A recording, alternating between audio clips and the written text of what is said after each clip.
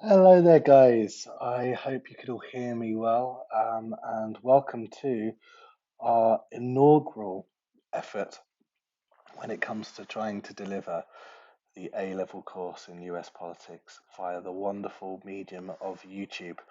Now, I'm sure you can appreciate that this is a work in progress for all of us, so we'll do our level best um, with it. A few things before we begin. Firstly, and most importantly, I hope you're all doing well. I hope you're all looking after yourselves and that you're all healthy at home. Please make sure you're respecting the rules as kind of set out by the government, social distancing and all that jazz. Um, the second thing is I'll try. I want this to try and be as interactive as possible. So any comments that you might have, please do leave them below in forms of questions or anything like that. Hopefully, I can answer them as soon as I can. Um, Similarly, and obviously most importantly, in my desperate attempt to leave the profession and become a social media influencer, please don't forget to like and subscribe.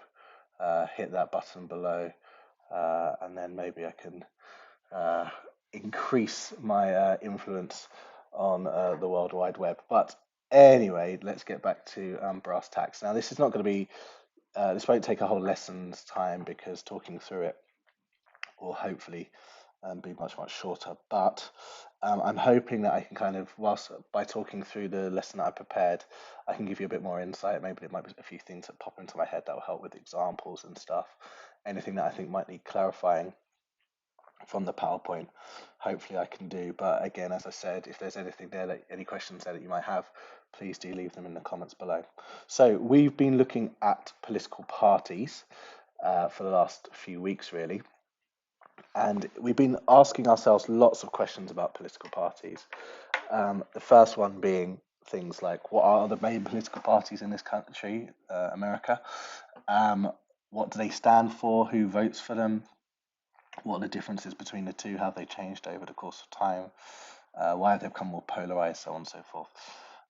Today we're going to look at another area of understanding party politics, which is political, sorry, factionalism. So whilst I've been hopefully at pains to kind of impress upon you that political parties, the two main political parties, are not monolithic. They don't all believe the same thing, and that's due to a number of facets, things like the federalist approach towards politics that we have in America means that there are some very different voices within the one political party.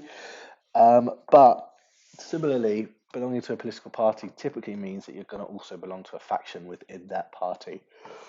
It's a kind of almost a natural consequence of modern party politics. And where best to start than with one of our good friends, the author of the Bill of Rights, one of the founding fathers, Mr. James Madison, who had an awful lot to say about factions. He was incredibly suspicious of factionalism and wanted the system of American government to safeguard against the threat of factionalism. But we'll start off with his definition of what a faction is. So he calls a faction a number of citizens, whether amounting to a majority or a minority of the whole, who are united and actuated by some common impulse of passion or of interest, adverse to the rights of other citizens or to the permanent and aggregate interests of the community. Now, I'm not sure if that's a very good James Madison impression. He was a Virginian, so probably needed a bit more of a Southern drawl, but I'm sure you've got the idea there. Now, what we've got there, ladies and gents, is a really quite damning indictment of what a faction is, in as much as we've got this idea that factions are governed by a common impulse of passion and crucially, and hopefully I'm doing this well, adverse to the rights of other citizens. So factions work to serve their own interests, and typically that stands counter to the interests of other citizens. And that's something that the founding fathers, people like James Madison, did not want. However, we need to understand that factions naturally kind of germinate from party politics, from politics in general.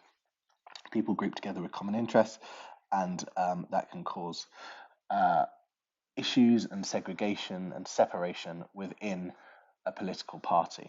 So it would behoove us, if you will, to understand what makes a faction, what the factions are in American politics, and how they work. Now, you might have seen this image before.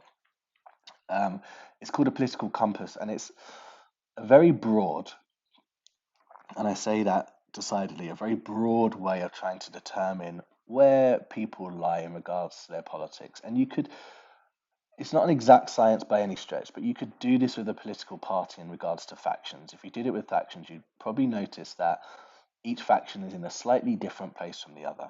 Okay.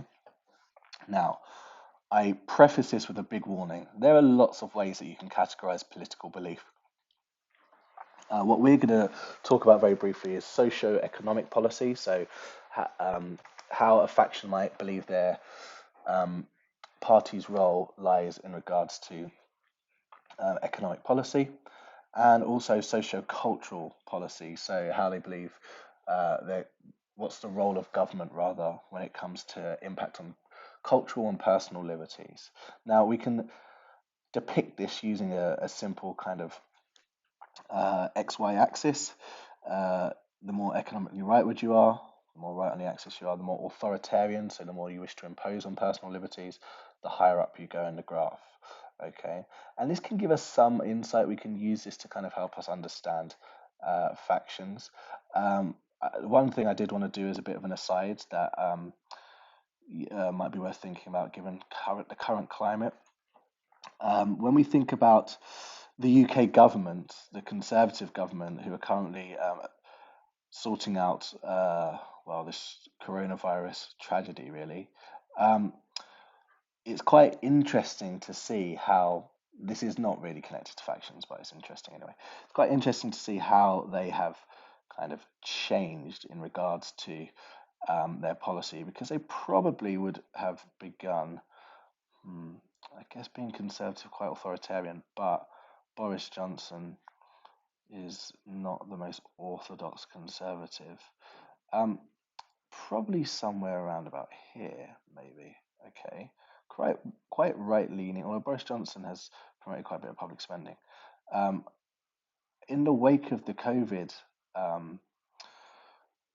instance and the most recent, or Rishi Sunak's most recent kind of promises in regards to spending, we find ourselves really quite a way up here. I mean, that might be a little bit extreme, but it's just worth noting. This shows how kind of inexact a science is, just because it will be the stance that parties and factions will be informed by the way events are. So let's just be mindful of that. So let's start off with the Democratic Party. Now, to help us out here, I've kind of started by talking about what people typically tend to get wrong.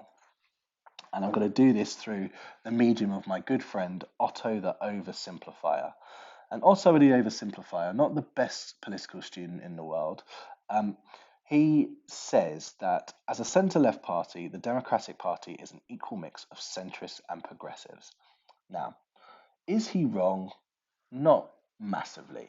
He's not in the completely wrong area. However, as A-level students, we want to appreciate some of the nuance of factions within the Democratic and Republican parties, respectively. And that's a little bit of a lack of appreciation, because if you dig deeper into the Democratic Party, you will note that there are some really quite stark, distinct factional elements. So we're going to look at those factional elements and think about what they mean, what they look like, what kind of people they might be. And that's something for you to think about as well. So I'll leave a bit of a gap so you can have a bit of a think there. But I just wanted to go through the different elements that you may be familiar with. So let's start off with the Berniecrats. Now, the Berniecrats, again, this is an official name. I took a lot of this information from the Harvard Political Review. So these names are used in American kind of parlance, but not officially. So Berniecrats, economically populist and socially progressive, aligned with things like the Occupy movement, so suspicious of free trade. So things like the Wall Street banking, deregulation of Wall Street banks, Bernie-crats will be incredibly suspicious of. They do want some kind of protectionism when it comes to American jobs in regards to the job economy. Dovish in foreign policy. Now, when we talk about being dovish in foreign policy, we're talking about typically kind of eschewing, avoiding military intervention. So most Bernocrats are incredibly hostile to the actions that were taken during the Iraq War. Okay.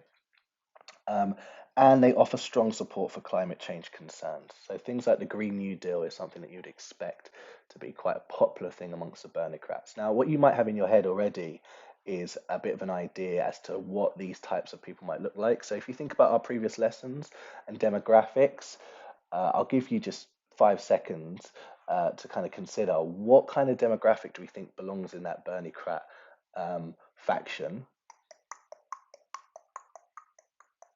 Ding.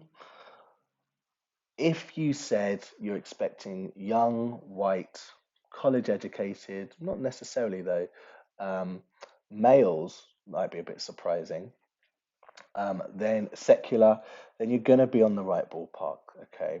And obviously they're called Bernicrats for the reason that they are most supportive of Bernie Sanders, who is incredibly socially progressive in regards to his policy in relation to other Democrats, and does espouse a kind of economic populism. If you've been looking at his reaction to things like COVID-19, you'd have seen his support suggestion that there should be a $10 trillion rescue package, whereby all Americans get $2,000 a month, which is an incredibly populist suggestion. Whether it's a realistic one, we shall see.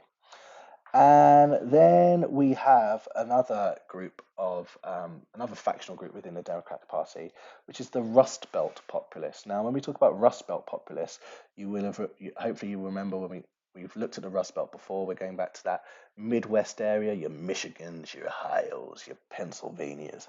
Sorry, that's bad American accent. We're talking blue collar, unionized Democrats have long voted Democrat, um, but have kind of wavered in recent years. Would have been incredibly supportive of people like Obama, but more establishment Democrats, so your Clintons, less so. Believe in progressive economics. So remember the word here, which hopefully is flagging up time and time again, is unionized. Unionized means they care about things like workers' rights. So things like Medicare, the Obamacare, the Affordable Care Act, that's something that would be really important to them. Social security support, again, those are things that they're going to really push for. Those are economically quite progressive policies, right? But they also endorse protectionism. So they're not economic liberal. Hopefully, I'll give you a moment just to think about why that might be. Economic liberalism, free trade, globalization, that doesn't work out so well for your blue collar, sorry, unionized voter. Um, but crucially, largely disinterested or even hostile towards progressive social policies. So matters of abortion or gay marriage, you're not going to get a lot of truck from them. In fact, you might get uh, a bit of a rejection of them from that group. And the point I'm making here is I'm kind of talking again quite demographically, but these people inform their representatives. So, for example, obviously your Bernocrats, you think about people like Bernie Sanders, um, Alexandria Ocasio-Cortez. Um, whereas if when we go to our Rust Belt populists, those people like Joe Biden are going to get much more support with those elements. Your kind of Pennsylvania and Ohio representatives, they're going to represent Rust Belt interests far more. Hence, they're going to have a very different attitude towards governance. Then we've got the culture warriors. Now, the culture warriors are the social justice division made up of minorities, women, college grads. They're the ones who find themselves most opposed to Trump. They define themselves by social issues like immigrant protection and abortion rights. So when we think of people like Elizabeth Warren, that's a kind of faction who represents the kind of culture warriors. Um, and finally, we have the coastal technocrats. Now, the coastal technocrats are the centrist pro business wing. They're similar in social outlook to the culture warriors, but take more moderate stance on economic matters like free trade. So, typically, far more supportive of things like free trade, globalization. Um, Again, when you think about your Clintons, Perhaps the most extreme example of this in the most recent primaries, your Michael Bloomberg's. They would have found some truck amongst the coastal technocrats. One thing that you might have been able to already suss out is that some of these factions are going to find it easier to work with each other in the House because there's going to be, or in the Senate, although obviously with a Democrat majority in the House, it's far more pertinent because there's going to be some overlap. So if, for example, you're a Bernocrat and um, we're discussing kind of economic policy, then you might find some common ground with the Rust Belt populists, whereas you're probably going to be diametrically opposed to anyone who kind of subscribes that coastal technocrat um, way of thinking. So the point we make here is that these kind of factions, and these factions crystallize in kind of official caucuses. So if we think a caucus is like a kind of a group within the political party, so things like the Blue Dog Coalition, these are factions which exist within Congress. But we can look at how they're informed by kind of ideology, and this hopefully gives us a little bit of an insight there. So before we move on to the Republican counterparts, I just wanted to kind of highlight as a case study. It's always good for us to be using examples in our A level essays, in particular, actually in our 9 markers and our 25 markers. Um, Factions cause division, and factions can actually grind the wheels of legislation or political action to a halt. If you don't have everyone kind of singing from the same hymn sheet, it can really have an impact on how politics works. And a good example of that that we have here is Nancy Pelosi, the Speaker of the House, presently, as of 2020. So if you're watching this sometime into the future, firstly, you probably shouldn't be, but yeah, we're talking about now, versus Ocasio Cortez. Now, Ocasio Cortez is part of a group of 4 congresswomen called the Squad. These very progressively minded Democratic congresswomen belonging to an ethnic minority. They have significant social media support, so they are a big deal. Like they get a lot of kind of attention, media attention, which means that their voices. I mean, I'm sure we've all heard of Ocasio Cortez. She's just a junior, junior representative, but she has a significant kind of sway because she's got the ears of lots and lots of voters. Um, but when it having been popular within wider American society and being popular within the House are 2 very different things. And there's a bit of a factional divide here between these 2 individuals that has kind of caused a bit of a cleavage, a bit of a division within the Democratic Party. So just to outline, we've got Nancy Pelosi, who isn't so happy with Ocasio Cortez because when looking to pass, actually, I'll do it in an American accent because why not? When looking to pass a spending package on the U.S. Mexico border, I negotiated with the Congressional Progressive Caucus, and yet the Squad still voted it down. You accuse my reprimands against your actions as discrimination against newly elected women of color. You continue to voice criticism about fellow Democrats on your social media platform. And I definitely regret doing that.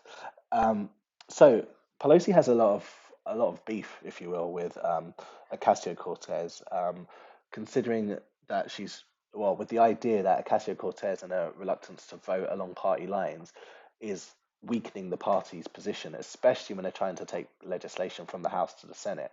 If they can say the House is uniformly behind it. The Democrat representation in the House is uniformly behind legislation, and it puts the Senate under quite a bit of pressure. But if there are some naysayers or some people who are bucking the trend, then the cards kind of get handed over to the Senate. But Ocasio Cortez has got her issues as well with Pelosi. Uh, Again, yeah, I've already done it now, so I'm going to have to do it twice. You dismiss my squad as having little influence in Congress.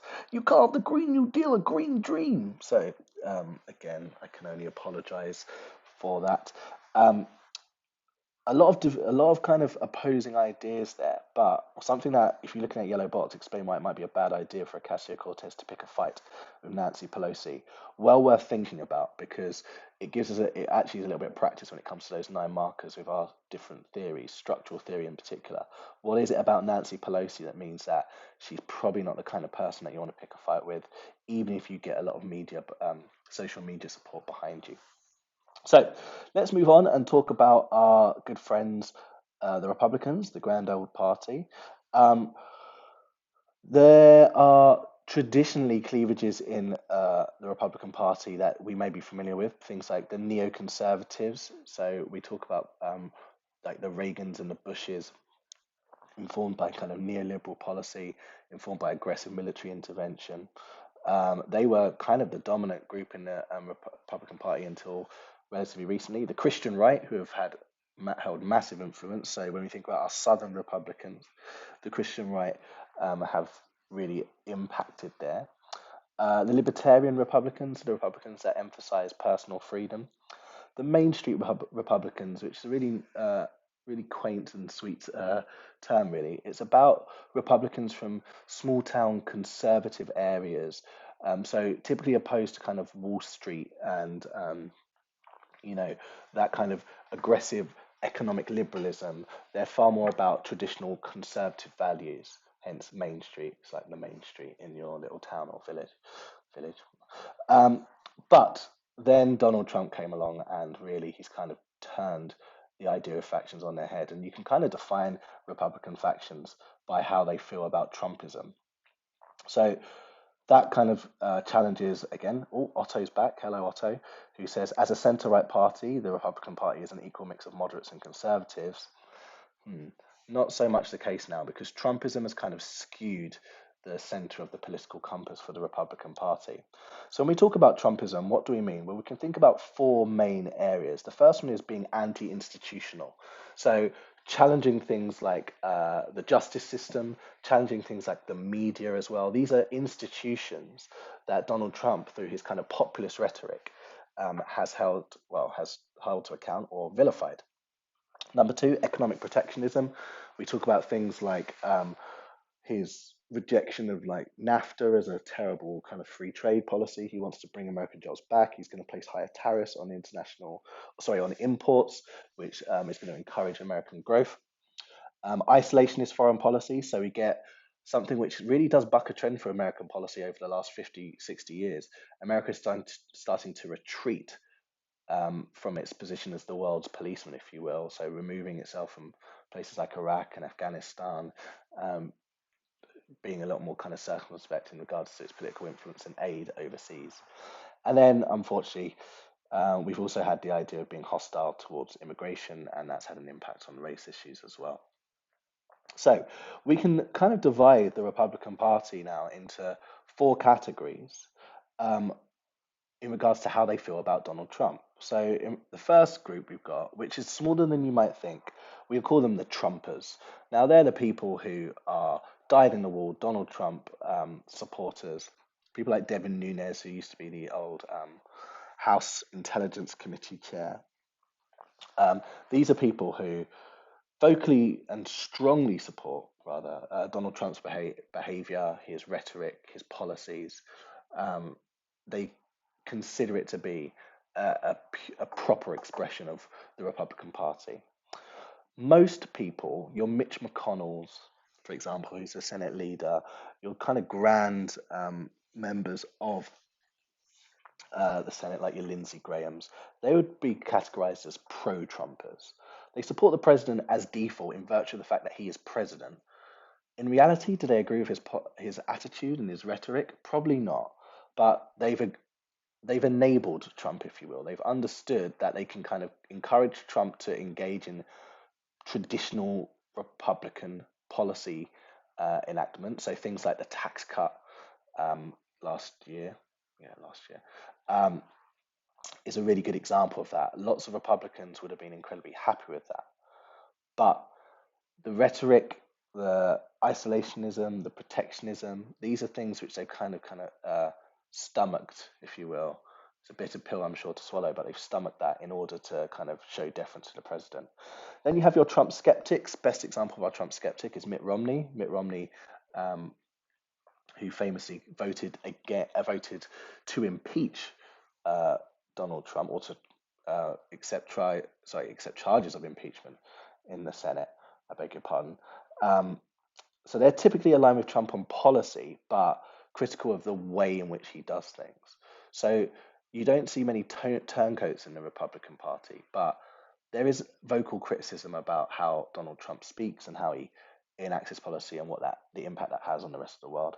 And then you've got arguably the smallest group, the anti-Trumpers. They're people who are open to him, um, open to challenging him in the primaries. Donald Trump was indeed challenged for the presidency in 2020, but that primary contestant dropped out really, really quickly, so he's now running unopposed.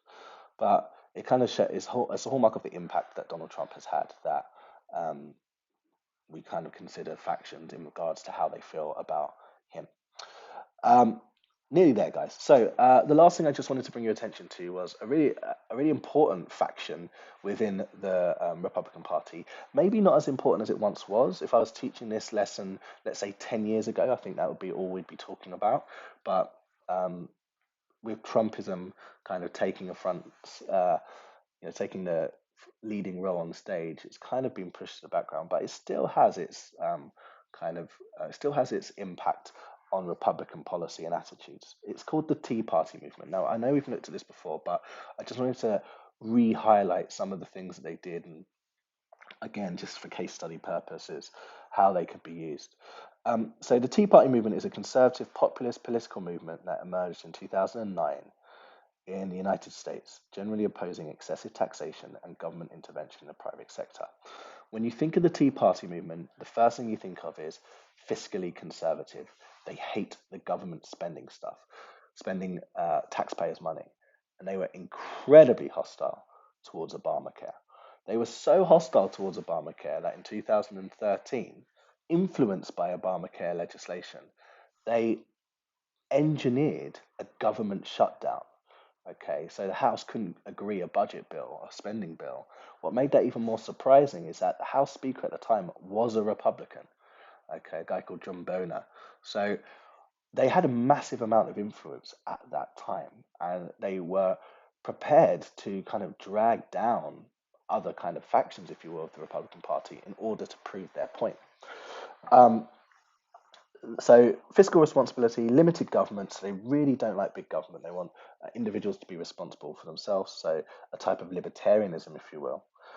They're also socially very conservative as well. Now, um, there is a chap. Well, I don't think he's as prominent as he once was. Again, uh, if you're thinking about your Bill O'Reillys, your Glenn Becks, Sean Hannity's, so Fox News representatives, these are the people who once upon a time, and probably still do to some extent, would have supported Trump movements, okay, as expressions of personal freedom, um, the right kind of calibration for government. Staunch defenders of American exceptionalism. It says there the idea that America is unique in its ideological and moral qualities. Now, that's something that Trump has really tapped into. The idea of making America great again is something which would have resonated a lot with Tea Party supporters. Um, I bring your attention to that Glenn Beck example. I would recommend going onto YouTube and watching some of the stuff he says. It's in the interest of being neutral, I shan't pass comment, but please do take it with a pinch of salt. It is quite extraordinary. Um, Now, Donald Trump is not a Tea Party member. There's lots of things that he does actually, which kind of that are adverse to Tea Party ideology. So things like the free market. Now, Donald Trump is a businessman. He likes to make deals with China, um, but he has encouraged protectionism, which is antithetical to free market ideas. Um, Donald Trump actually has done very little with the federal deficit to cut government spending. The federal deficit has been growing as a response. But that kind of preaching of social conservatism, that preaching of American exceptionalism, that America is a very special place, even though he's been withdrawing America's influence on the rest of the world. These are things that the Tea Party can very much get behind. Right, so I'm going to leave it there. I hope that was gave you a little bit of insight as to how kind of parties are arranged internally. We'll do a little bit of discussion on the nature of kind of the different caucuses within political parties as well. What I've given you attached to the homework on Show My Homework is a pop quiz on factions in American politics. So you need to complete that, send it back into me so I can mark it. By the end of the week, we're going to be doing some sort of essay-based question. It could be a 9 marker, it could be a 25 marker. I haven't decided yet. Who knows? On this area of the topic. Again, any comments that you have, please don't hesitate to either respond to me via Show My Homework or pop them in the comments below. And of course, you must not forget to like and subscribe. Tell your family, tell your friends. This is the place to be if you want to learn about niche American modern political governance. Thank you very much, guys. Keep well. Please, please, please look after yourself. Keep talking to each other as well. Don't isolate yourself. Isolate yourself physically, but let's make sure we're all kind of communicating with each other and trying to do things as best as we can. All the very best. Goodbye.